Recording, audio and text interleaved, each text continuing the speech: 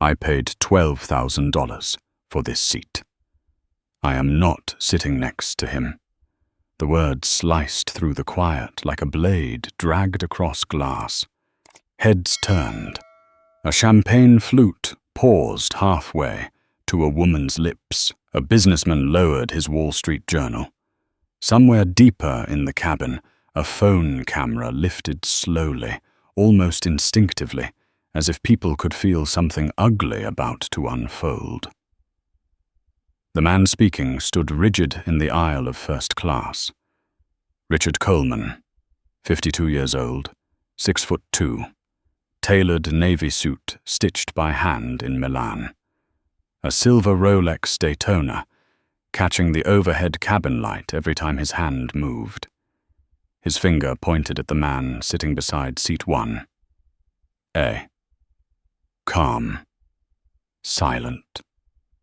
Reading. The contrast between them could not have been sharper. The seated passenger wore a grey hoodie, worn but clean. Noise-cancelling headphones resting around his neck. A medical journal open in his lap. Dr. Marcus Bennett, 38. But no one in the cabin knew that yet. To Richard Coleman, he was simply wrong. Wrong clothes, wrong presence, wrong place. And Richard Coleman had spent his entire life removing things that did not belong in his world.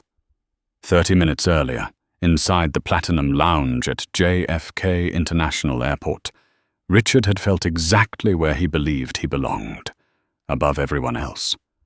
The lounge smelled like stale espresso and expensive cologne. Soft wasps drifted through the air.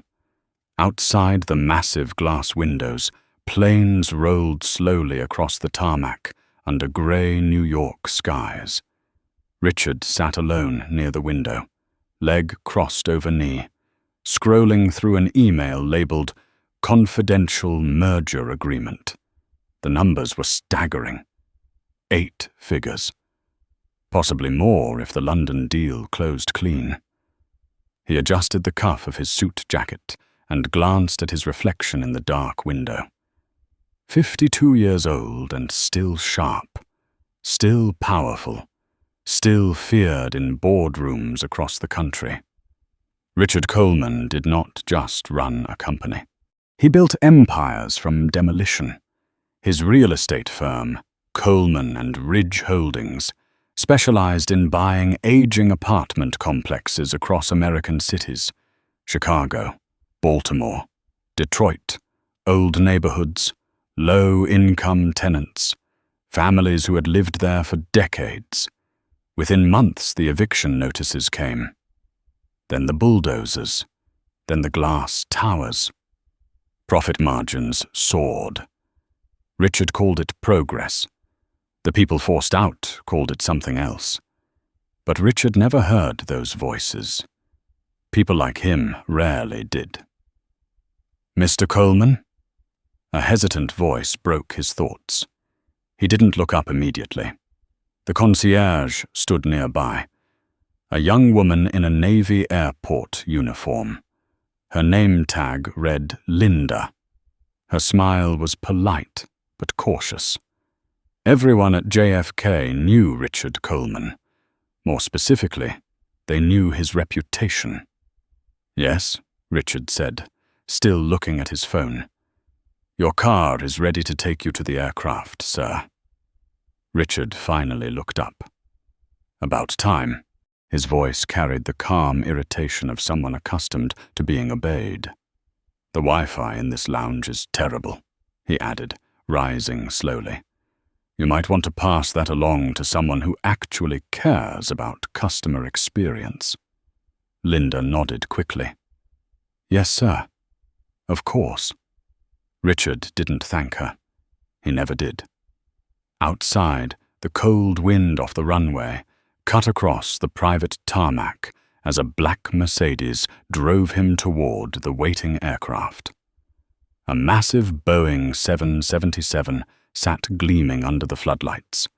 Flight 9002, New York to London. 7 hours over the Atlantic. Richard stepped out of the car and straightened his jacket. The moment always gave him a quiet thrill. Private boarding, no lines, no crowds, just power. He climbed the jet bridge with slow confidence. At the aircraft door, a tall flight attendant greeted him. "Welcome aboard, Mr. Coleman."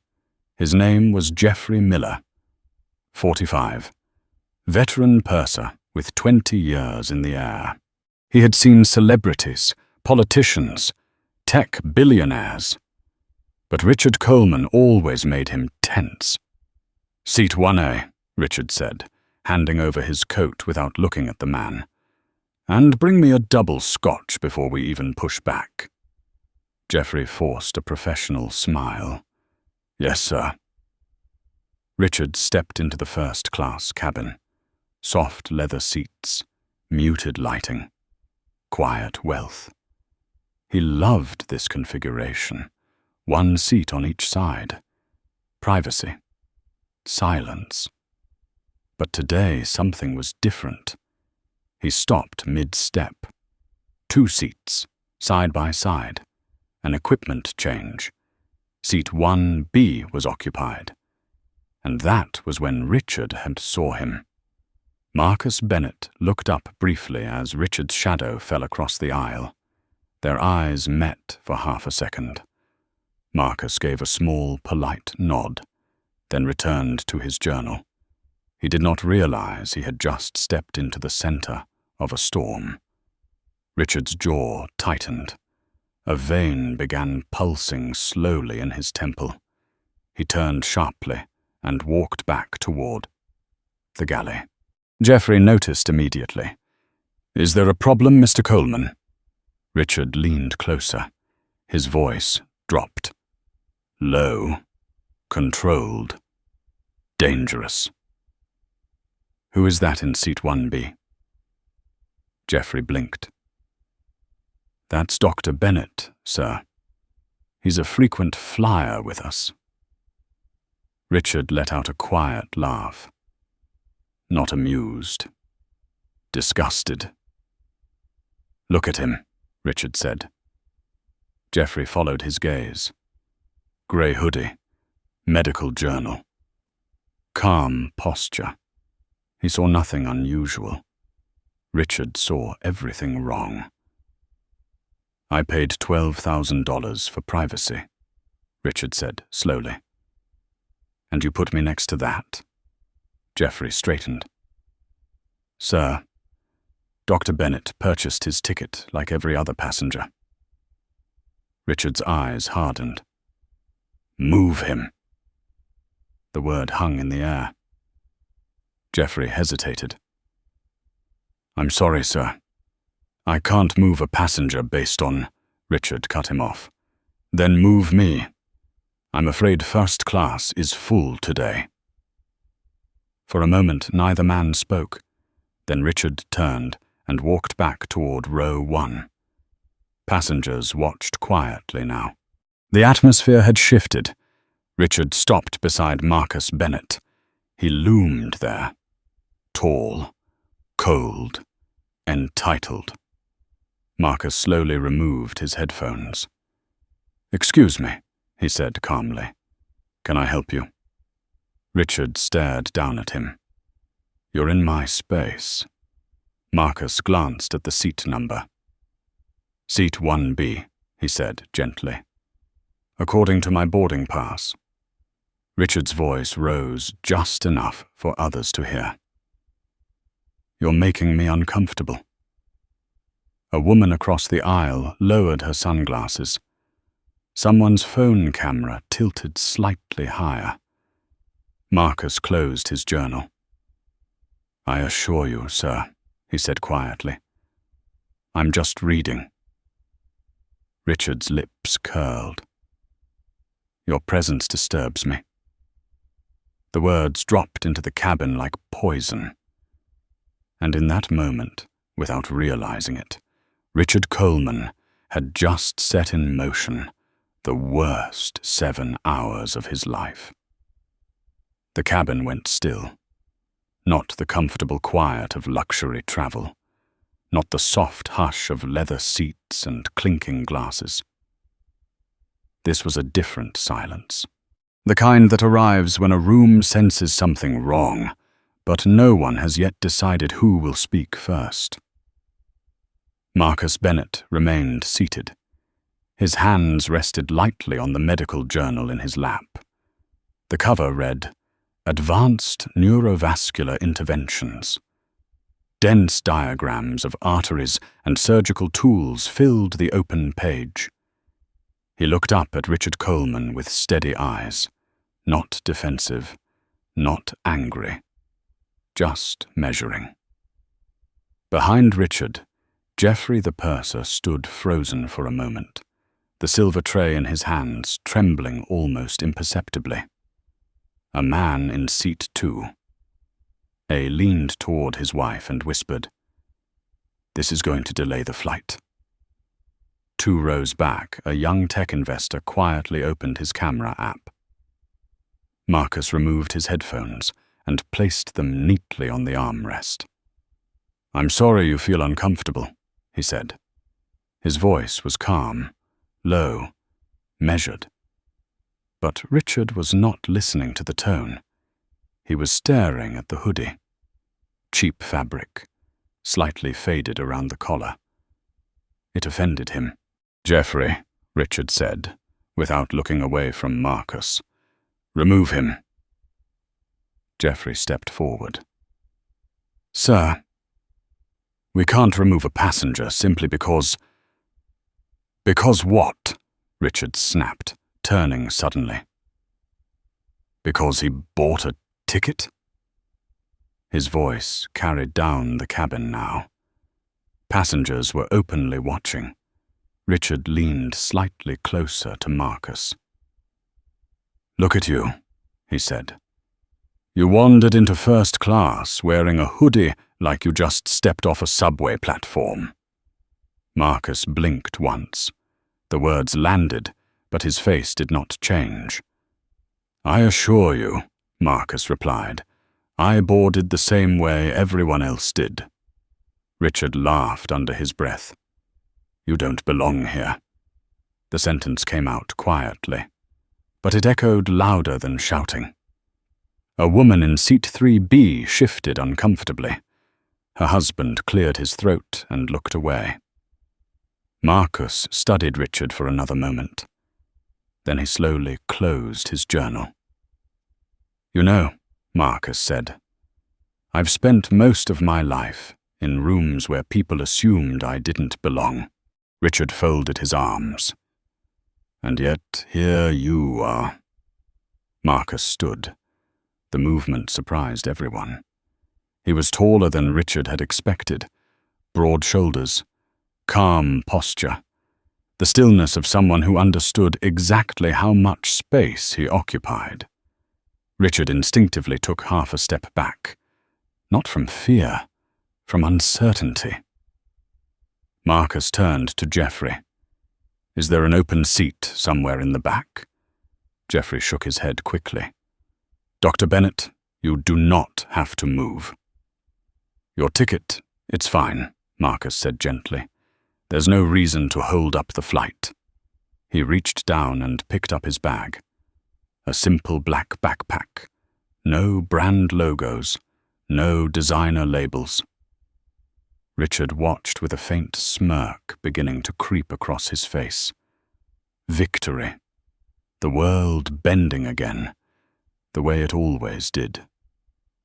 Geoffrey's jaw tightened. "I will be filing a report about this incident," he said quietly. Richard waved a dismissive hand. "File whatever you want." Marcus slung the backpack over one shoulder. Then he looked at Richard. Really looked at him. There was no anger in his eyes. Only something far more unsettling. Pity.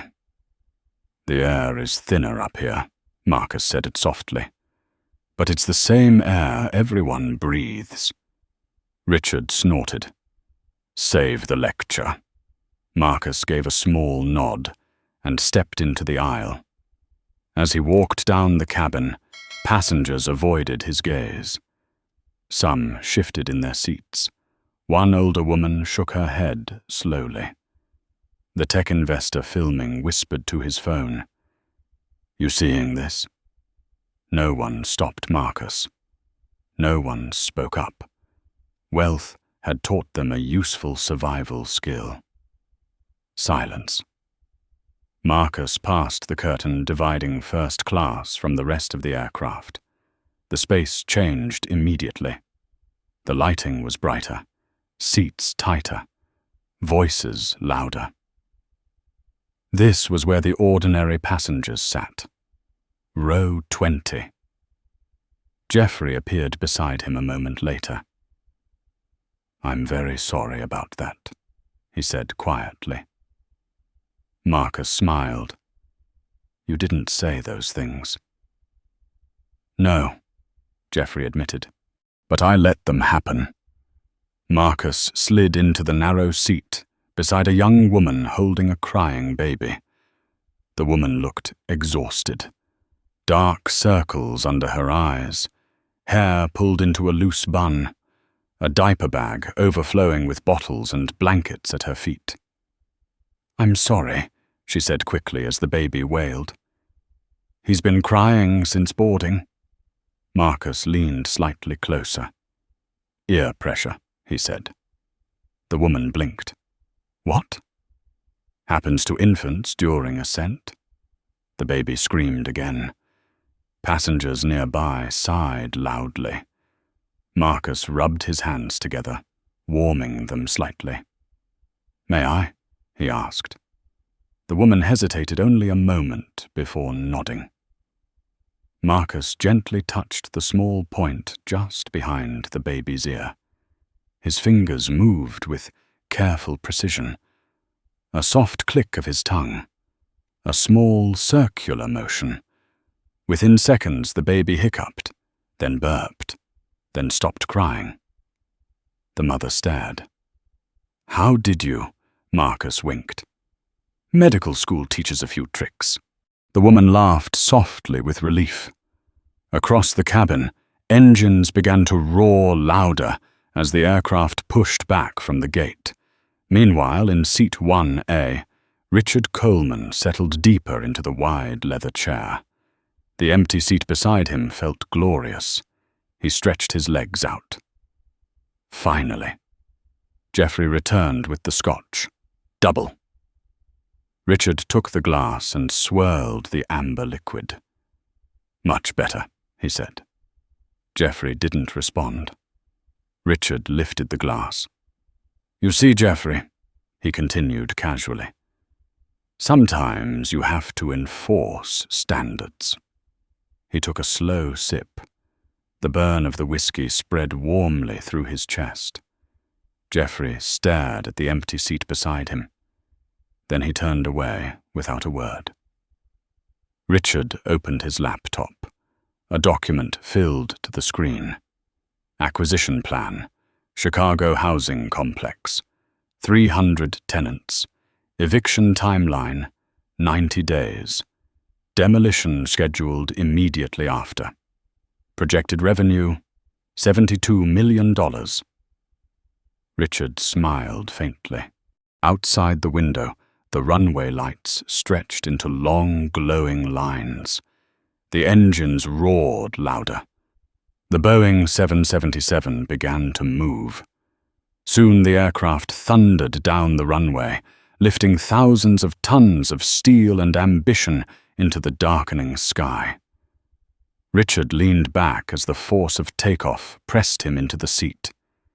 He loved this moment.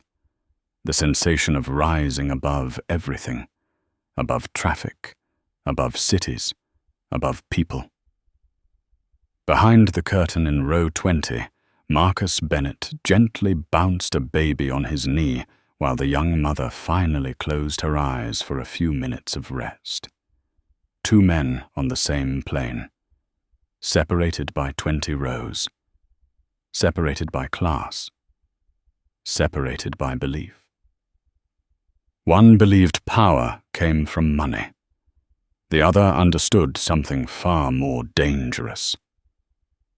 Life had a way of rearranging power, and somewhere over the Atlantic Ocean, that rearrangement had already begun.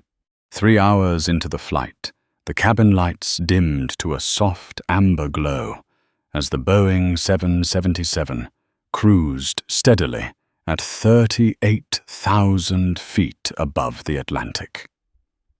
Most of the passengers had settled into the quiet rhythm of a long overnight flight, blankets pulled up, screens glowing faintly, the hum of the engines blending with the low murmur of recycled air moving through the vents. In seat 1A, Richard Coleman woke with a sudden jerk, his breathing shallow and uneven. For a moment he didn't understand what had pulled him out of sleep. Then he felt it, a strange flutter deep in his chest, like a trapped bird beating against his ribs. He frowned, pressing a hand against his sternum. Probably the Scotch, he told himself, or the lobster thermidor. Too rich. He reached for the glass of water on the tray table, but his hand trembled so violently he knocked it over, cold water spilling across his lap and soaking into the expensive fabric of his trousers. "Damn it!" he muttered under his breath. He tried to stand. His legs refused. A wave of nausea surged through him so suddenly, it stole the air from his lungs. Richard sank back into the seat, eyes widening as the pressure in his chest grew heavier. Breathing became work, each inhale shallow and useless. The air in the cabin suddenly felt thin, wrong. He opened his mouth, trying to draw in more oxygen, but it felt like something was crushing his lungs from the inside. His left arm tingled, then went numb. Panic flickered in his eyes. Richard Coleman did not panic. Not in boardrooms, not in hostile negotiations, not during market crashes. Panic was for other people. But this was different. His heart hammered wildly. His vision narrowed, the edges of the cabin fading into darkness as the pain exploded across his chest like a white-hot spear. "Geoffrey!" he tried to call. The word barely escaped his lips, a wet rasp that sounded more like a cough. His hand slammed against the call button. Ding, ding, ding. The chime rang repeatedly through the quiet cabin. In the galley, Geoffrey Miller looked up with irritation already forming on his face. The bell kept ringing. He stepped into the aisle. Then he saw Richard. The irritation vanished instantly. Richard Coleman was slumped sideways in the seat, face grey, sweat pouring down his temples and soaking the collar of his dress shirt. His eyes were wide with animal terror. One hand clutched his chest, fingers digging into the fabric like he was trying to tear something out. "Mr. Coleman!" Geoffrey rushed forward, dropping to his knees beside the seat. "Sir, can you hear me?" Richard gasped. "Help me. Mick." The words came out broken, strangled. Geoffrey felt his stomach drop.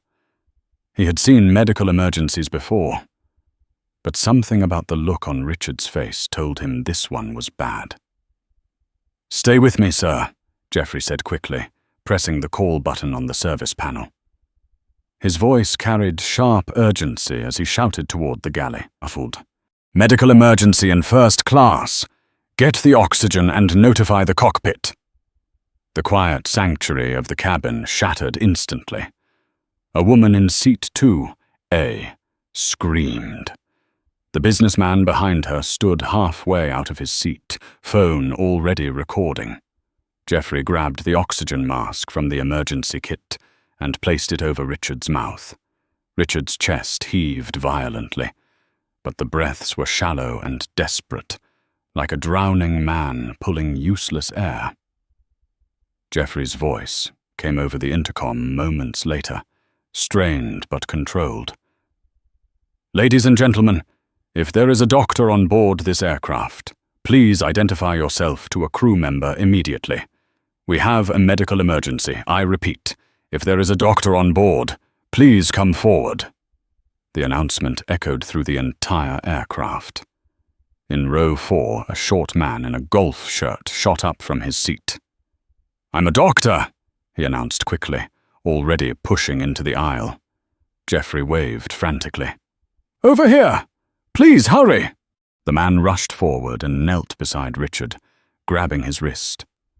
"I'm Dr. Alan Brooks," he said breathlessly. "Podiatrist." Richard barely registered the words. "Foot doctor," his fading mind screamed. "I'm dying and they found a foot doctor." Dr. Brooks checked the pulse again, panic rising in his voice. "His pulse is racing, maybe 140. Irregular. He's gasping." He looked at Geoffrey. "I think this is a myocardial infarction. A heart attack. Do you have aspirin?" Richard's vision darkened further. The cabin ceiling lights blurred into streaks of white. The pain inside his chest intensified until it felt like something was tearing him apart from the inside. He was dying. The realization slammed into him with brutal clarity. Richard Coleman, billionaire developer, feared CEO, master of boardrooms, dying in a seat over the Atlantic Ocean. His mind flashed images of unfinished deals, luxury penthouses, the skyline of Manhattan. Then everything began to fade. Just as the darkness closed in, heavy footsteps thundered up the aisle from the back of the plane. Fast, confident. A voice cut through the chaos. "Step aside." It wasn't loud, but it carried absolute authority. Dr. Brooks turned in confusion. The passengers parted instinctively as the man in the grey hoodie reached the front of the cabin. Marcus Bennett's expression had changed completely. The calm passenger from row 20 was gone. In his place stood someone sharp, focused, commanding. He knelt beside Richard without hesitation. "Report," Marcus said, already reaching for Richard's neck to check the carotid pulse. Dr. Brooks blinked. I think it's a heart attack." Marcus didn't even look up. "You think?" He leaned closer, eyes scanning Richard's chest as it rose unevenly, one side expanding, the other barely moving. Marcus pressed his ear against the chest, listening. Then he lifted Richard's chin slightly, examining the neck veins now bulging beneath the skin. His eyes narrowed. "This isn't a heart attack," Marcus said calmly. Dr. Brooks frowned. "What do you mean?" "Look at him." Marcus pointed to the right side of Richard's chest. "Watch." Geoffrey held the flashlight steady as Marcus spoke. "Left side expands, right side doesn't." He placed a hand on Richard's throat, feeling carefully. Trachea deviated. Geoffrey's voice trembled. "Doctor, what does that mean?" Marcus sat back slightly. His face had gone grim. "Tension pneumothorax," he said. The words meant nothing to most of the passengers listening. Marcus spoke quickly now, voice sharp with urgency. His lung collapsed. Air is leaking into his chest cavity and building pressure. Every breath is pushing his heart to the other side. Geoffrey swallowed. "Can you fix it?" Marcus looked directly at him. "If we don't release the pressure in the next 5 minutes, His heart stops. The words landed like a hammer in the silent cabin. 5 minutes. Somewhere in the back of the plane, a baby began crying again. Marcus looked around the first-class cabin once, at the passengers watching, at the useless medical kit in Jeffrey's hands, at the man who had humiliated him less than 3 hours earlier. Then Marcus took a slow breath and rolled up the sleeves of his hoodie. "We treat him here. Jeffrey, I need the emergency medical kit. The large one, now." Marcus Bennett's voice was calm, but it carried the kind of authority that made people move without thinking. Jeffrey scrambled to the galley and returned seconds later dragging a red medical case across the carpet. The cabin around them had gone eerily quiet. Passengers leaned forward in their seats, eyes wide, phones half raised but forgotten as the reality of the moment sank in. Marcus dropped to his knees beside Richard Coleman and unzipped the bag. Gauze, bandages, oxygen tubing, epinephrine, basic airway equipment. His hands moved rapidly through the contents, tossing items aside as his expression tightened. "No decompression needle," he muttered. He searched again, faster this time, every pocket, every compartment. Nothing. He looked up sharply at Jeffrey. "There's no 14-gauge needle in this kit." Jeffrey's face had gone pale. "That's the full FAA medical kit, Doctor. That's everything we have." Marcus exhaled slowly, forcing his mind to shift gears. Richard's breathing had become shallow, ragged gasps.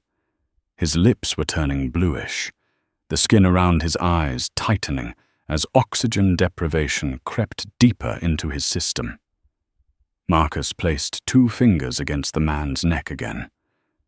The pulse was fading. "We're losing time," Marcus said quietly.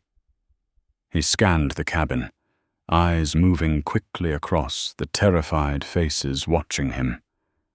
"Then we improvise." The word hung in the air. Jeffrey blinked. "Improvise?" Marcus stood abruptly and turned toward the galley. "I need high-proof alcohol, vodka or gin. I need a steak knife from the kitchen. And find me a metal coat hanger or something similar. Hurry." Jeffrey hesitated. "A steak knife?" Marcus looked at him sharply. "Do you want him alive or not?" That was enough. Jeffrey sprinted down the aisle. Marcus turned back to Richard and tore open the man's dress shirt, buttons scattering across the carpet like small white stones. The expensive silk ripped easily beneath Marcus's grip. The right side of Richard's chest had swollen outward, the skin stretched tight and shiny under the cabin lights. Each breath made the left side of his ribcage lift, while the right remained rigid and trapped. Marcus leaned close to Richard's ear. "Listen to me," he said firmly. "You're dying. Your lung has collapsed, and the pressure inside your chest is crushing your heart. I'm going to cut into your chest to release that pressure." Richard's eyes fluttered open slightly. He barely understood the words, but terror filled the space behind them.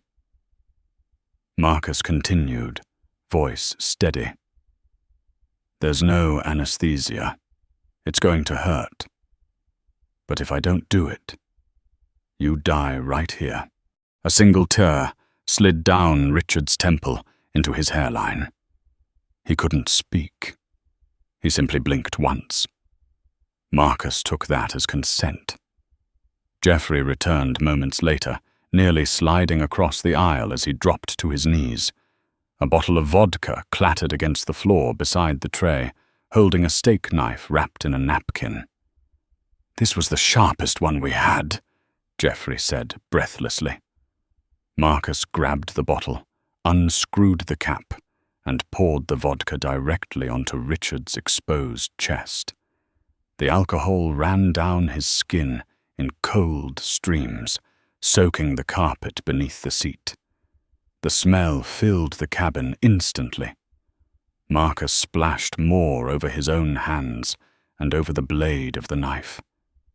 The serrated edge caught the light. Somewhere behind them a passenger whispered, "Oh my God." Marcus ignored the voices. He turned to Geoffrey. "Hold his shoulders. Hard. If he moves while I'm cutting, I could hit an artery." Geoffrey nodded and braced himself against Richard's body. Just as Marcus positioned the knife over the correct spot on the chest, the plane lurched violently. A sudden drop slammed the cabin downward. Gasps and screams erupted from the passengers. The seatbelt sign chimed aggressively overhead. The captain's voice came over the intercom, tense and urgent. "Ladies and gentlemen, we are encountering severe turbulence. Flight attendants, take your seats immediately." The aircraft shuddered again. Overhead, bins rattled loudly. Marcus grabbed the armrest with one hand to steady himself. Geoffrey shouted over the chaos, "Doctor, we have to strap in." Marcus shook his head. "If I stop now, he dies." Richard's skin had turned a frightening shade of purple. The veins in his neck bulged like thick cords. Marcus took one breath, closing his eyes briefly. In his mind, he saw the anatomy clearly. Second intercostal space, mid-clavicular line. Too low, and he could hit the liver. Too medial, and he risked the heart. Too deep, and the lung itself. He opened his eyes. The world narrowed to a 2-inch circle of skin. "Sorry about the shirt," Marcus murmured under his breath. Then he pushed the blade forward. The knife broke the skin with a dull resistance. Richard's body jerked violently against Geoffrey's grip. A hoarse scream clawed its way out of his throat, but the lack of air strangled the sound. Blood welled up, dark and slow. The plane dropped again, the floor trembling beneath them. Marcus steadied his hand and pressed deeper, sawing carefully through the layers of tissue until he reached the thick membrane of the pleura. Sweat dripped down his forehead as he worked. "Pen," he said suddenly. Geoffrey fumbled through his pocket and handed him a ballpoint pen. Marcus snapped it apart quickly, tossing the ink cartridge aside until only the hollow plastic tube remained. He positioned the knife again and pushed through the membrane. There was a sickening pop. Instantly, a loud hissing sound filled the cabin, like air escaping from a punctured tire. The pressure inside Richard's chest rushed outward in a violent burst. Marcus jammed the hollow pen casing into the opening. A spray of bloody air blasted through the tube, misting across Marcus's hoodie and the surrounding seats. Several passengers screamed. Others stared in stunned silence. Richard's chest suddenly deflated, the swollen rigidity collapsing as the trapped air escaped. For a long moment, nothing happened. Richard lay completely still. Geoffrey looked down in horror. "He's not breathing." Marcus didn't move. He watched Richard's face carefully. "Wait." 10 seconds passed. Then Richard's chest rose slowly. One breath, then another, deeper and stronger. The purple color began fading from his lips. Geoffrey gasped. "He's breathing." Marcus slumped slightly against the seat, exhaustion flooding through his muscles as the immediate crisis passed. He secured the pen tube with medical tape and fashioned a makeshift valve from a piece of glove to prevent air from re-entering the chest cavity. Around them the cabin remained silent, except for the steady hum of the engines and the soft, rhythmic hiss of air escaping through the improvised tube. Marcus checked Richard's pulse again. Stronger now. Stable. Across the aisle, someone started clapping softly. The sound spread slowly until the entire cabin filled with applause. Marcus didn't acknowledge it. He simply wiped the blood from his hands and looked down at the man who had humiliated him hours earlier. Richard opened his eyes weakly. His voice came out as a faint rasp. "Why?" Marcus leaned closer. "Save your breath. You have a pen in your chest." Richard struggled again. "Why did you help me?" Marcus studied him for a moment, the noise of the cabin fading around them. Then he spoke quietly. "Because I'm a doctor." For a few seconds after Marcus Bennett said the words, the entire first-class cabin seemed to hold its breath. "Because I'm a doctor." The sentence hung in the air, simple and unshakable. Richard Coleman stared at him through half-open eyes, still fighting to draw air into his lungs. The improvised tube made from the pen casing continued to hiss softly with each breath, a strange mechanical rhythm inside the quiet cabin. Marcus leaned closer again, checking the seal of the tape. "Don't try to talk," he said calmly. "Every breath counts right now." Richard swallowed weakly. His chest burned. Each inhale felt like shards of glass scraping against bone, but the suffocating pressure that had crushed him moments earlier was gone. Air was finally reaching his lungs. Jeffrey stood slowly, still trembling. He looked at Marcus as if seeing him for the first time. "You saved him," Jeffrey whispered. Marcus didn't answer. He was watching Richard's breathing pattern carefully, counting silently. 1 breath. 2. 3. Stable. Behind them, passengers were no longer hiding their phones. Several were openly recording now, the glow of screens lighting their faces in the dim cabin. The tech investor from row 3 leaned toward the aisle. "Is he going to live?" Marcus didn't even glance at him. "If the tube stays clear and the lung doesn't collapse again before landing," he said evenly, "he should." Jeffrey nodded quickly and reached for the interphone. "Captain, this is the purser," he said, voice still shaky. "The passenger is stable. Dr. Bennett performed an emergency decompression." There was a pause. Then the captain's voice came back over the line, thick with disbelief. "He did what?" "Improvised chest decompression," Jeffrey repeated. Another pause. "Copy that," the captain said finally. "Emergency services will meet us on landing." Jeffrey hung up and looked down at Richard again. For the first time since the incident began, Richard noticed the faces around him. Dozens of them. Watching. Not with sympathy. With something colder. Judgment. The tech investor lowered his phone slightly and said to no one in particular, "The whole thing is on video." Richard blinked slowly. "What video?" The man gave a humorless smile. "You yelling at the doctor earlier?" Another passenger spoke up from 2 rows back. "You called him a thug." A murmur rippled through the cabin. Richard's heart began beating faster again, though now from something different than medical distress. Fear. Marcus noticed immediately. "Easy," he said quietly, placing a hand on Richard's shoulder. "Keep your breathing slow."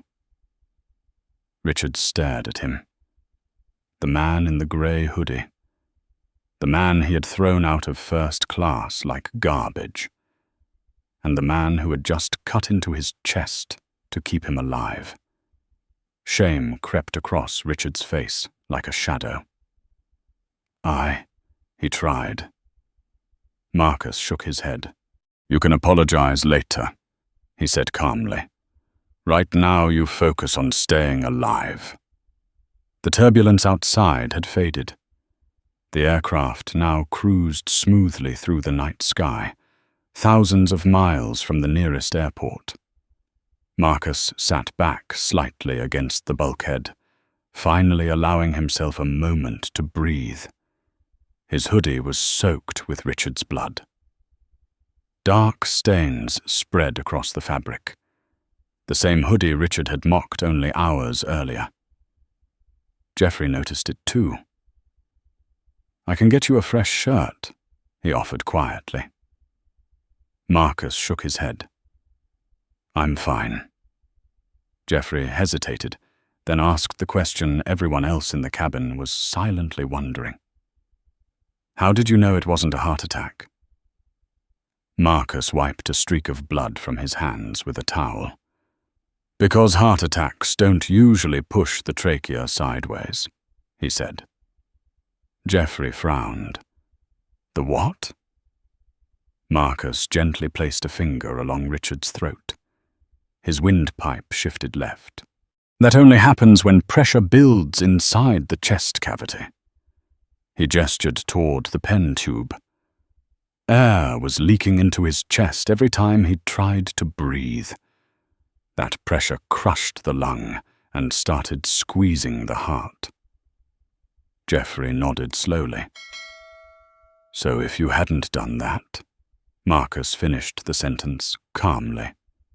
His heart would have stopped within minutes. The weight of the words settled heavily over the cabin.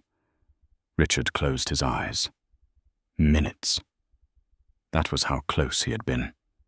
Minutes from dying in the same seat where he had demanded another man be removed. The irony was almost unbearable. Marcus reached down and adjusted the makeshift valve again. Try to keep your upper body still, he told Richard. If the tube shifts, the lung could collapse again. Richard nodded weakly. His voice came out as a whisper. Marcus looked at him. Yes? Richard struggled for the words. The entire cabin seemed to lean closer. I was wrong. Marcus studied him quietly. Then he gave a small nod. I know. Geoffrey looked between them. The tension that had filled the cabin earlier had changed now. It wasn't anger anymore. It was something deeper, something heavier. Accountability.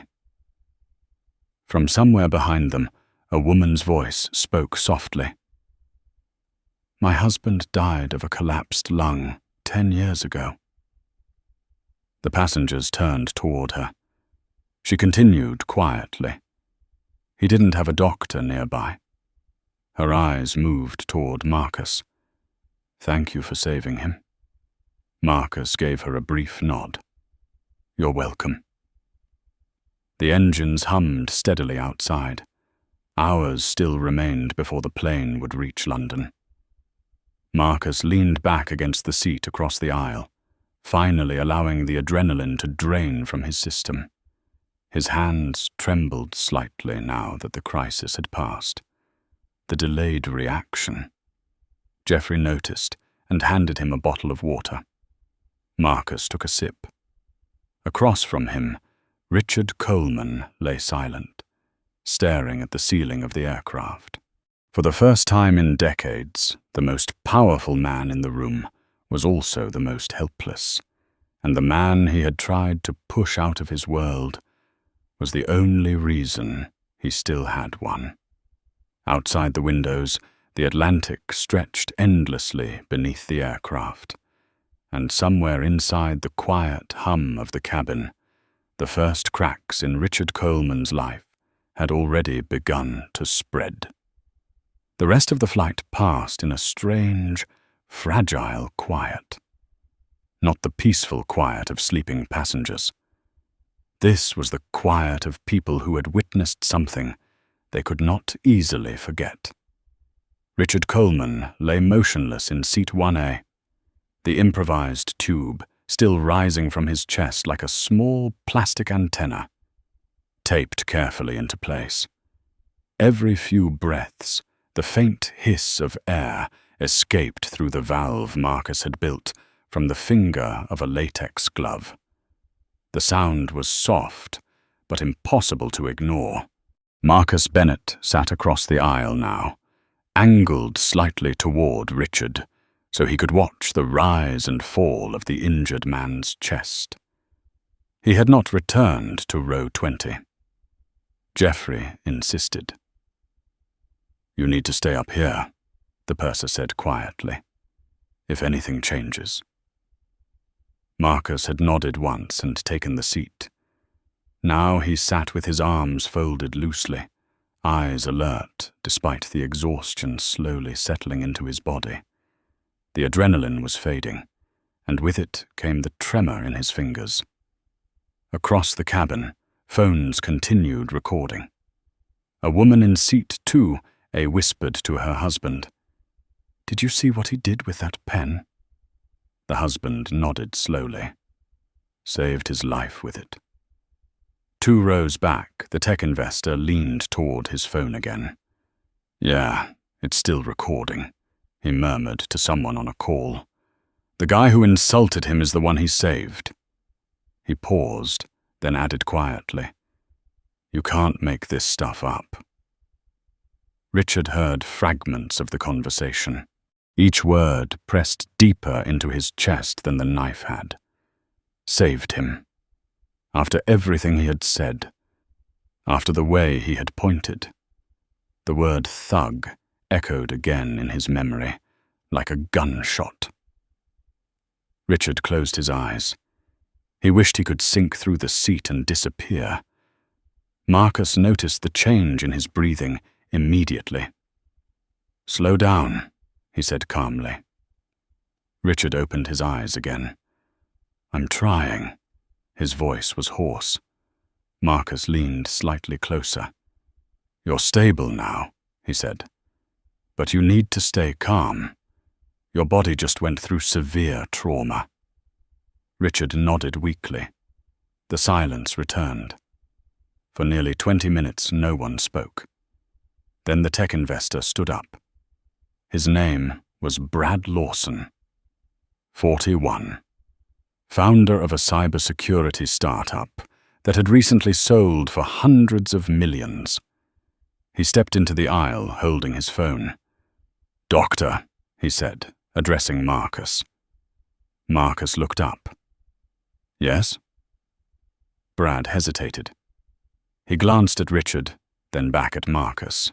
"You should probably see this." Marcus frowned slightly. Brad turned the screen toward him. On it played a shaky video recorded earlier in the flight. Richard stood in the aisle, his finger pointing, his voice sharp with anger. "I paid $12,000 for this seat, and I refuse to sit next to him." Marcus watched without expression. The video cut to another angle. "You look like you wandered in from the back of the bus." The next clip. "I don't feel safe sitting next to this thug." The word hung in the air again. The video ended. Brad lowered the phone slowly. "It's already online," he said. Marcus raised an eyebrow. "How online?" Brad gave a tight smile. "Very." Jeffrey stepped closer. "What does that mean?" Brad turned the phone again so both men could see. A social media page filled the screen. The video had been posted less than 2 hours earlier. Underneath it, a caption read, "Karma at 38,000 feet.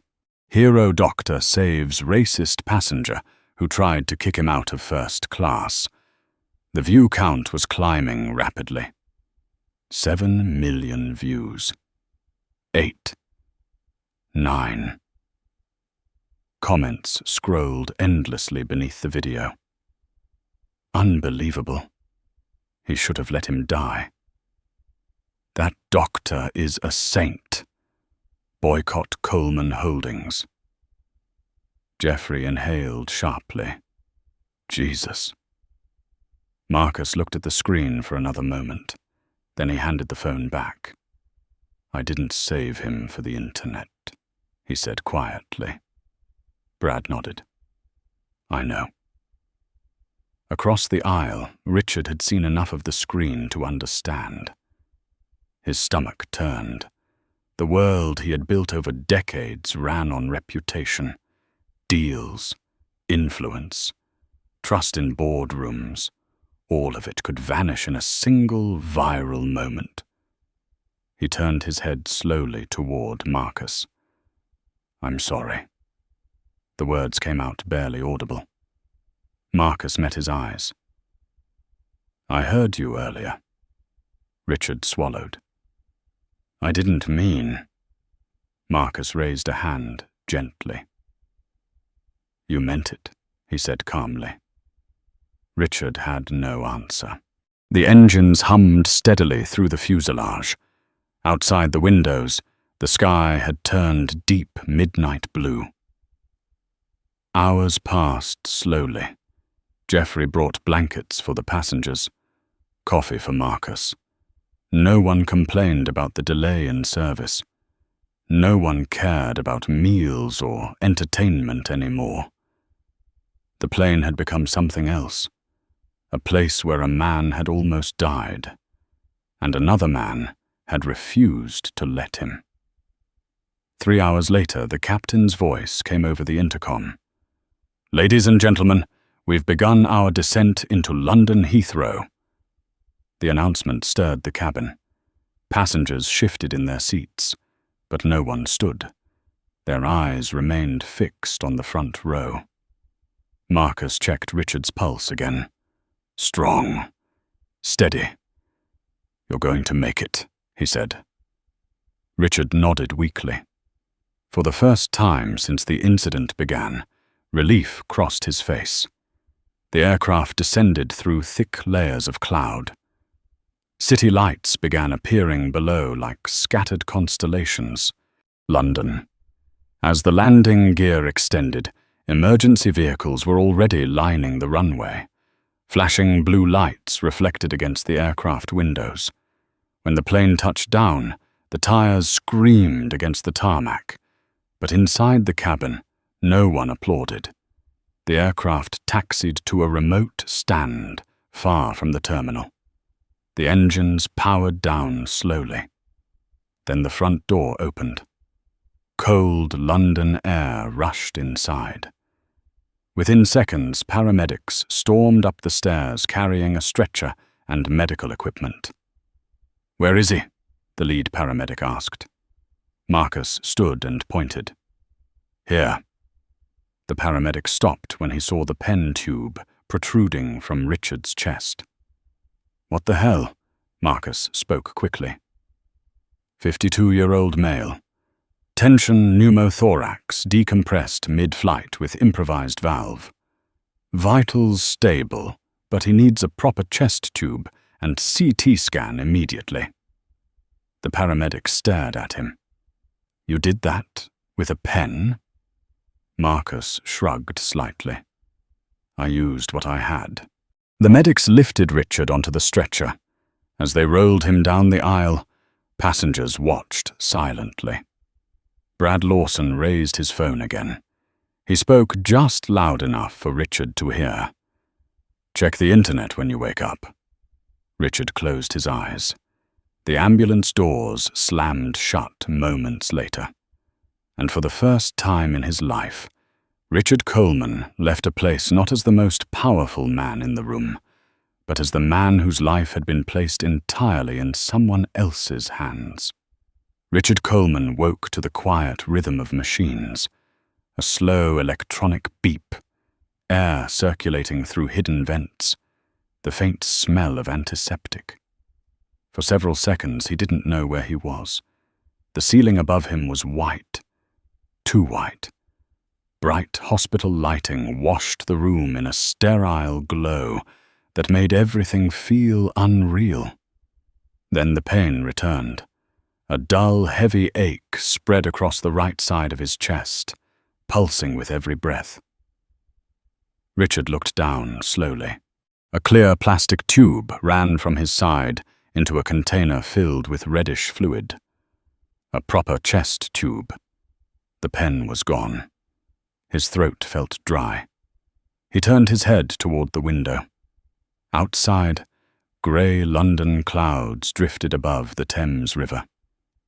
In the distance, the Houses of Parliament rose from the fog like something carved from stone and time. Richard blinked slowly. Alive. He was alive. The memory rushed back in jagged fragments. The cabin. The knife. Marcus Bennett kneeling over him, with blood on his hoodie. Richard's fingers tightened weakly around the hospital sheet. A knock came at the door. A nurse stepped inside. She looked to be in her 50s, posture straight, expression professional but not warm. "You're awake?" she said simply. Richard's voice came out rough. "How long?" 12 hours since landing." She walked over to the monitors and checked the readings. "Your lung was reinflated successfully. The emergency procedure on the plane bought you enough time for proper treatment." Richard nodded faintly. He licked his lips. "Where is my phone?" The nurse raised an eyebrow. "Most people ask for water first." "Phone." She studied him for a moment. Then she opened the bedside drawer and handed it over. "It's been ringing constantly," she said. "We turned it off." Richard pressed the power button. The screen exploded with notifications. Messages poured in faster than he could read. Missed calls, emails, news alerts. The phone vibrated continuously in his hand. He opened his text messages. The first one was from his chief of staff. "Linda, do not talk to reporters. Do not leave the hospital. It's everywhere." Richard frowned. Everywhere? He opened the news app. The headline stared back at him like a punch to the chest. CEO Richard Coleman removed after racist airline incident goes viral. He clicked the video. It began with him standing in the first-class aisle. His voice filled the hospital room. "I paid $12,000 for this seat, and I refuse to sit next to him." The video cut. "You look like you wandered in from the back of the bus." Cut again. "I don't feel safe sitting next to this thug." Richard felt the blood drain from his face. The next clip showed him dying in the seat. Gasping, sweating, begging. Then Marcus Bennett appeared in the frame. Calm, focused, cutting into Richard's chest to save his life. The caption across the screen read, "Doctor saves man who publicly humiliated him mid-flight." Over 12 million views. Richard scrolled through the comments. Disgusting. He deserved to die. Boycott Coleman Holdings. Fire him. Protesters already outside his company headquarters. His phone rang suddenly. The caller ID read, "John Harrison." "Chairman of the board." Richard answered quickly. "John, listen, you're fired." The words came out flat and cold. Richard froze. "What? We held an emergency vote 2 hours ago," John continued. "Unanimous decision." "You can't do that," Richard said, his voice rising. "I built that company. You destroyed it." Richard clenched the phone tighter. "This is media hysteria. It'll blow over." "No, it won't," John said. "Our stock dropped 40% this morning." Richard's breath caught. "We triggered the morality clause in your contract," John added. "You get nothing. No severance. No stock options." Richard felt dizzy. "You can't. We already did." Silence filled the line for a moment. Then John spoke again. "There are protesters outside the headquarters right now. People burning your picture." Richard closed his eyes. "Don't come near the office," John said. "Security has instructions." The line went dead. Richard lowered the phone slowly. The room felt smaller, quieter. The nurse watched him carefully. "Bad news?" Richard didn't answer. Another knock sounded at the door. A tall man in a white coat stepped inside. Dr. Evans, mid-50s, calm demeanor, reading glasses resting on the edge of his nose. "Mr. Coleman," he said. "I'm the attending physician." Richard gestured weakly. "My lung is fixed, right?" "Yes." "Then discharge me." Dr. Evans shook his head slowly. "It's not that simple." Richard frowned. "What do you mean?" Dr. Evans picked up a tablet and turned the screen toward him. An image of arteries appeared, bright lines branching across a scan of the brainstem. "This was discovered during your CT scan," the doctor said. Richard stared. Near the base of the brain, a balloon-shaped bulge pulsed against one of the arteries. "What is that?" "A fusiform aneurysm." Richard blinked. "English." "A weak spot in the artery near your brainstem," Evans explained. "A very dangerous one." Richard swallowed. "So fix it." Evans shook his head again. "It's extremely deep. Too risky for conventional surgery." Richard stared at the image. "If we leave it," Evans continued quietly, "it could rupture in weeks, maybe days." Richard's voice dropped. "And if you operate, if it bursts during surgery, you die on the table." Richard felt the cold grip of fear wrap around his lungs again. "So either way, I die." Evans hesitated. "There is another option." Richard looked up sharply. "What option?" "A specialized stent procedure. Very advanced. It reroutes the blood flow and reinforces the artery wall." "Then do it." Evans nodded slowly. "The problem is finding someone who can perform it." Richard frowned. "What do you mean?" "There are only a handful of surgeons in the world trained for this." Richard felt the dread building again. "Who?" Evans glanced down at the tablet, then back at Richard. "The best one currently in London." He paused. "Is the same doctor who saved your life on the plane." Richard's stomach dropped.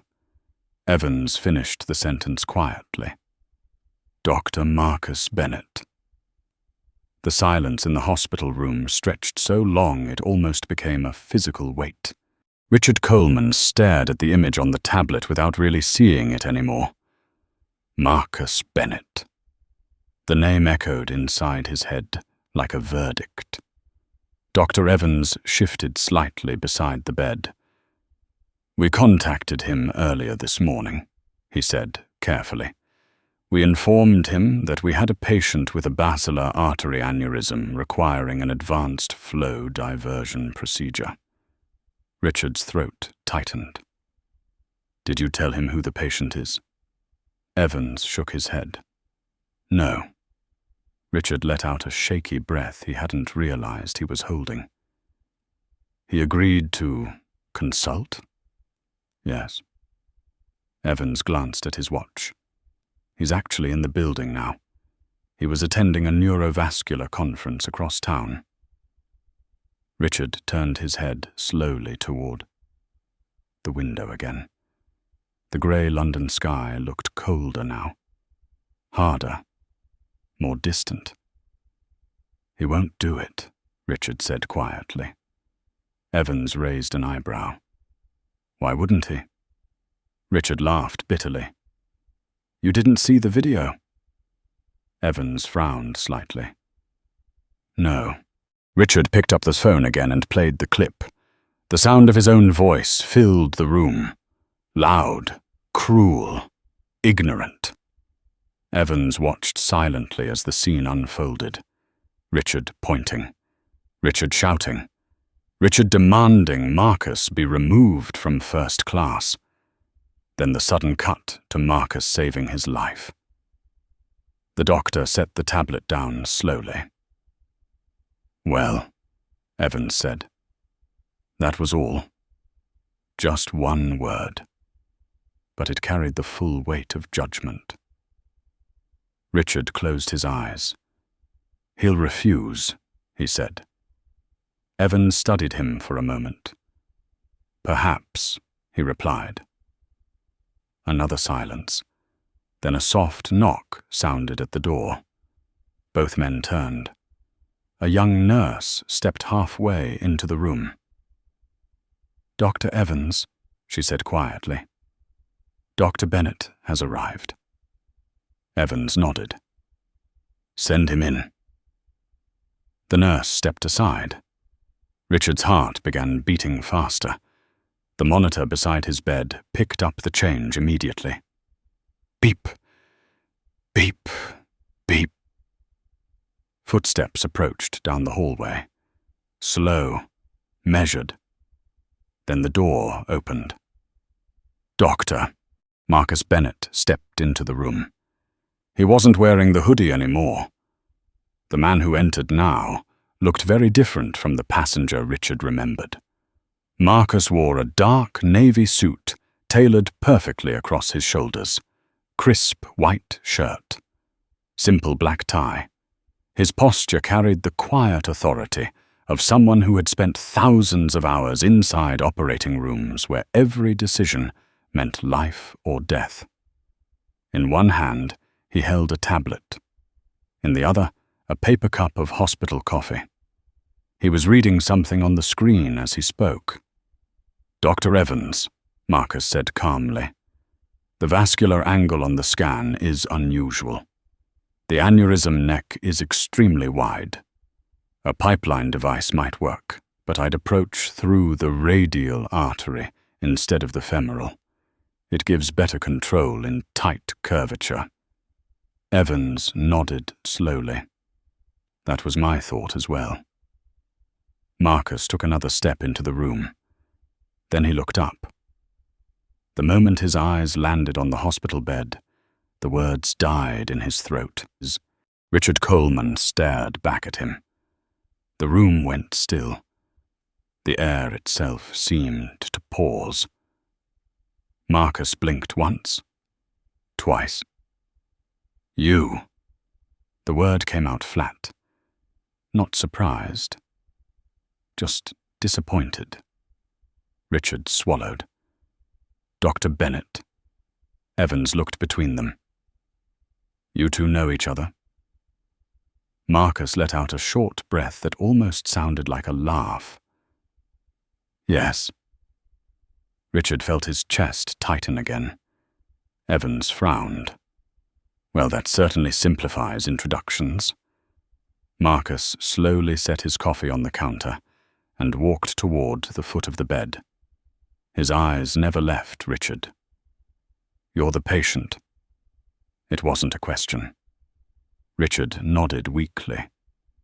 Marcus turned to Evans. "This is the basilar tip aneurysm?" "Yes." Marcus looked back at Richard. The silence thickened. Richard forced himself to speak. "I know what you're thinking." Marcus tilted his head slightly. "Do you?" Richard's hands tightened in the bedsheets. "I was wrong." Marcus crossed his arms. About which part? Richard flinched slightly. Marcus continued, his voice calm but sharp. The part where you told an entire plane you didn't feel safe sitting next to me. Richard said nothing. Marcus took another step closer. Or the part where you called me a thug. Evans shifted uncomfortably near the door. Richard's voice trembled slightly. I didn't know who you were. Marcus nodded slowly. Yes. Then he leaned forward slightly. That's exactly the problem. Richard looked up. Marcus continued. You didn't know I was a surgeon. You didn't know I run one of the largest neurovascular units in the country. You didn't know I've spent 15 years training to keep people alive. His voice lowered. So you treated me like garbage. Richard's chest rose and fell unevenly. I'm sorry. Marcus studied him for a long moment. Then he straightened again. Apologies are interesting things, Marcus said quietly. They're easy when you're the one on the hospital bed. Evans stepped forward carefully. Doctor Bennett, medically speaking, Mr. Coleman has very limited time. The aneurysm wall is unstable. Marcus didn't look away from Richard. If it ruptures, he dies instantly, Evans added. Marcus nodded once. I know. Another silence. Longer this time. Richard felt the full weight of it pressing down on him. Please, he whispered. The word felt like gravel in his mouth. Marcus looked at the monitor beside the bed, then at the scan on the tablet, then finally back at Richard. You offered to pay me earlier on the plane, Marcus said. Richard nodded quickly. I still will. I know, Marcus replied. Richard swallowed again. Whatever you want. Marcus's expression didn't change. You still think this is about money? Richard had no answer. Marcus turned toward the window. Outside, the grey river moved slowly beneath the bridge. For a long moment, he said nothing. Evans held his breath. Richard felt the seconds ticking away. Finally, Marcus sighed, a deep, heavy exhale. He turned back toward the bed. Prep the cath lab, he said to Evans. Evans blinked. You'll do it? Marcus nodded once. Yes, Richard let out a broken breath of relief. Thank you. Marcus picked up his tablet again. Then he paused at the doorway. Without looking back, he said quietly, I'm not doing this for you. Richard's chest tightened. Marcus finished the sentence calmly. I'm doing it because when I became a doctor, I promised to save lives. Then he opened the door. And unfortunately, Marcus Bennett said, that includes yours. The operating room lights were so bright they erased all shadows. Richard Coleman lay unconscious beneath them, his body draped in sterile sheets, a thin frame of machines surrounding him like silent sentries. Monitors pulsed with steady rhythms. Green lines climbed and fell across the screens. Every movement inside that room now revolved around one fragile truth. One mistake would end him. Marcus Bennett stood at the head of the surgical table, already scrubbed in, gloved hands resting lightly beside the sterile field. The calm on his face was not the calm of comfort. It was the calm of discipline, the kind built from thousands of surgeries where hesitation cost lives. Around him, the surgical team moved with quiet efficiency. Dr. Evans stood on Marcus's left, watching close to closely. 2 nurses prepared the instruments. A technician adjusted the imaging monitor that would guide every movement Marcus made inside Richard's vascular system. No one spoke unnecessarily. The room had entered the kind of silence reserved for operations where millimeters meant survival. Marcus studied the 3-dimensional angiogram on the large screen. The aneurysm glowed like a swollen red blister near the base of Richard's brain stem. Ugly. Fragile. One rupture, and the artery would flood the brain with blood faster than any surgeon could stop it. Evans leaned closer to the display. "It's worse than the CT suggested," he murmured. Marcus nodded slowly. "The neck is wide. The wall is paper-thin." Evans folded his arms. "Can the pipeline device hold?" Marcus didn't answer immediately. Instead, he glanced toward Richard's unconscious face. The man looked strangely peaceful now. No anger, no arrogance. Just a patient lying between life and death. Marcus turned back to the screen. "It has to." A nurse spoke from the instrument table. "Radial artery prepped." Marcus stepped forward. He positioned himself beside Richard's right wrist. "We go through the radial approach," he said quietly to the team. "Better angle to reach the basilar artery." Evans nodded. "Understood." Marcus extended his hand. Microcatheter. The nurse placed the instrument into his palm. Marcus moved with steady precision. A tiny incision opened at the wrist. Then the catheter slid inside the artery, disappearing into the bloodstream. On the monitor, the thin wire appeared like a pale thread, moving slowly through the vascular map. Marcus guided it upward. Careful. Patient. The catheter passed through the brachial artery, then into the subclavian. Every turn required exact control. Too much pressure, and the artery wall could tear. Evans watched the monitor closely. "You're approaching the vertebral junction." Marcus adjusted the angle slightly. "I see it." The catheter continued upward. Inside Richard's brain stem, the aneurysm waited. A silent ticking bomb. Marcus slowed his movement. "Guide wire." The nurse handed it over.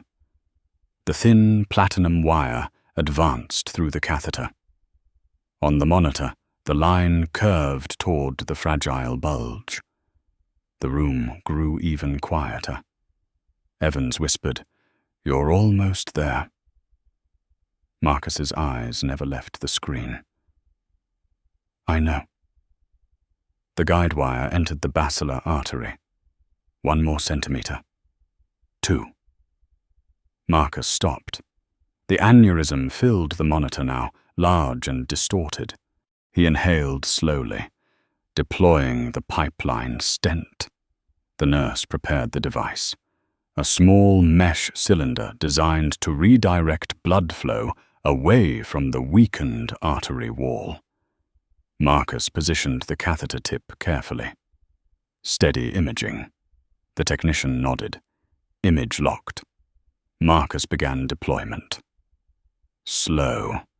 Millimeter by millimeter, the mesh expanded inside the artery. Evans leaned closer. Perfect placement so far. Marcus did not respond. His focus had narrowed to the screen. The stent expanded further, covering the neck of the aneurysm. Blood flow began shifting along the new path, but suddenly the monitor flickered. A small ripple appeared along the vessel wall. Evans froze. Pressure spike. Marcus held the catheter perfectly still. No one moved. Not even breathing. If the aneurysm ruptured now, the screen would flood red. Seconds stretched. Then the ripple stabilized. The vessel held. Evans exhaled slowly. That was close. Marcus continued the deployment. Another millimeter, then another. Finally, the stent locked into place. The blood flow pattern on the monitor changed. Instead of rushing directly into the aneurysm sac, the current now flowed smoothly along the reinforced channel. The bulge dimmed, starved of pressure. Marcus stepped back slightly. Contrast injection. The technician complied. A burst of dye traveled through the artery. Everyone watched the screen. The dye flowed around the stent, past the aneurysm. Clean. Stable. Evans stared at the monitor. Incredible. Marcus removed the catheter slowly. Procedure complete. No one spoke for a moment. Then Evans let out a quiet laugh of relief. He's going to make it. Marcus peeled off his gloves. A faint indentation remained across his fingers, where the latex had pressed tightly during the operation. 6 hours had passed. 6 hours where a single slip would have ended a life. Marcus dropped the gloves into the biohazard container. Closed the incision. The nurses moved in. Evans turned toward Marcus. "I've assisted hundreds of surgeries," he said quietly. "But that might be the most delicate vascular repair I've ever seen." Marcus shrugged slightly. "It's what the patient needed." Evans studied him. "You saved the man who humiliated you in front of an entire plane." Marcus reached for a towel and wiped his hands. He was a patient. Evans shook his head slowly. "You're a better man than most." Marcus didn't answer. He was already walking towards the door. Behind him, the surgical team finished the final sutures. Richard Coleman remained unconscious, unaware that the battle for his life had just been fought and won, millimeter by millimeter inside his brain. Marcus paused briefly at the doorway. He glanced back once. Then he stepped into the hallway and left the operating room without waiting for applause. 2 days later, Richard Coleman sat upright in the hospital bed, staring at a room that felt far too quiet for a man who had once controlled boardrooms filled with powerful voices. The chest tube had been removed that morning. Only a bandage remained on his side, covering the place where the pen had once been pushed between his ribs, somewhere high above the Atlantic Ocean. His head no longer throbbed. The surgery had worked. The aneurysm was sealed. The artery inside his brain now carried a delicate mesh stent, placed there by the steady hands of the same man Richard had tried to humiliate. The monitors beside the bed showed normal readings now. Heart steady, blood pressure stable. Technically speaking, Richard Coleman had survived everything. But survival felt different than he imagined. The room was empty. No assistants, no executives, no lawyers pacing the hall with urgent whispers about contracts and negotiations. Just silence. His phone lay on the bedside table, face down. He had stopped turning it on. The flood of notifications had become unbearable. Messages from strangers calling him every name imaginable. News articles analyzing the video frame by frame. Financial analysts discussing the collapse of his company's stock. His reputation had evaporated in less than 24 hours. The door opened softly. Richard lifted his head.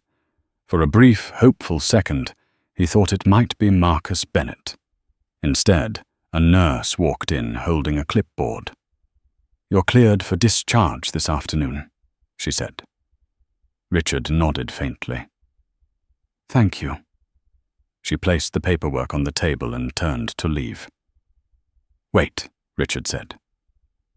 She paused. "Dr. Bennett?" he asked quietly. "Is he still here?" The nurse checked the clipboard. "He flew back to New York this morning." The words landed heavier than Richard expected. "He didn't leave a message?" She shook her head. "No." The nurse hesitated. "Actually," she reached into her pocket and pulled out a small object. "He asked me to give you this." Richard took it slowly. It was a black headphone case, the same one that had been knocked from Marcus's tray table during Richard's outburst on the plane. Richard remembered the moment clearly now, the case hitting the floor, Marcus bending calmly to pick it up while the cabin watched.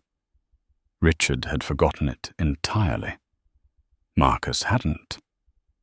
Richard opened the case carefully.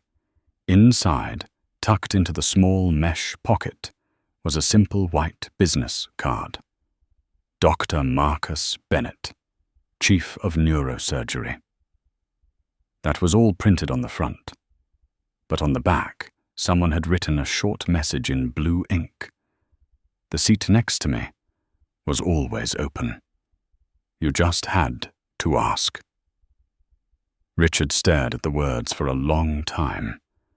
The silence in the room deepened. For the first time since waking from surgery, his eyes filled with tears. Not from pain, from something far heavier. Regret. Outside the hospital window, London traffic moved along the river road. Life continuing as it always did, indifferent to the rise and fall of men who once believed they controlled everything. Richard placed the card carefully on the bedside table. He picked up his phone again. For a moment he considered turning it back on, reading the headlines, fighting the damage, rebuilding the Emma he had lost. But then he stopped. Slowly he powered the phone off again. For the first time in years, Richard Coleman allowed the silence to stay. Because in that quiet room one truth had finally become impossible to ignore. Money had not saved him. Status rules had not saved him. Power had not saved him. A man he treated as less than human had reached down and pulled him back from death anyway. Not for profit, not for recognition. Simply because it was the right thing to do. Richard leaned back against the pillows and closed his eyes. Some lessons arrive gently. Others arrive 38,000 feet above the ocean with a knife and a pen. And when they do, they change everything. Far away across the Atlantic Ocean, Marcus Bennett stepped out of a taxi in front of a busy Manhattan hospital. He adjusted the strap of his bag and walked through the sliding doors like it was any ordinary day. Inside, nurses greeted him. Residents rushed past carrying charts. Patients waited for the steady hands that had already saved more lives than anyone would ever count. Marcus Bennett never looked back toward London. He had simply done his job. But somewhere across the world, a man who once believed money made him untouchable, now understood a far deeper truth. When the air disappears and the heart begins to fail, every human being is exactly the same. Fragile, mortal, waiting for someone else to choose compassion over judgment. And sometimes the person who saves you is the same one you pushed away. If this story meant something to you, take a moment to support the channel. Tap the like button, subscribe for more powerful stories, and leave 3 words in the comments that capture what this story made you feel.